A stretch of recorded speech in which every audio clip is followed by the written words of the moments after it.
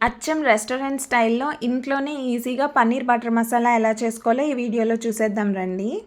First అయితే ప్యాన్‌లో కొద్దిగా బటర్ వేసుకొని పన్నీర్ క్యూబ్స్‌కి లైట్ గోల్డెన్ కలర్ వచ్చేంత వరకు ఫ్రై చేసుకొని పక్కన పెట్టేసుకోండి.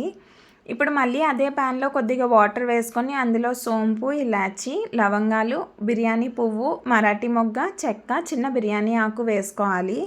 Tomatoes, green chillies and red chillies వేసుకొని ఎక్కువగా కాజు వేసుకొని మూత పెట్టుకొని లో ఫ్లేమ్లో ఉడికించేసుకోవాలి.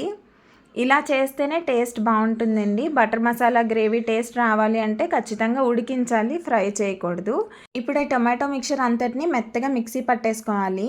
మెత్తగా మిక్సీ పట్టేసుకున్న తర్వాత మళ్ళీ అదే ప్యాన్లో కొంచెం ఎక్కువగా బటర్ వేసుకొని కారం, పసుపు, ఉప్పు కూడా వేసేసుకోవాలి. కారం ఫ్రై అయిన తర్వాత మనం మిక్సీ పట్టుకున్న పేస్ట్ని వడకట్టుకొని వేసుకోవాలి.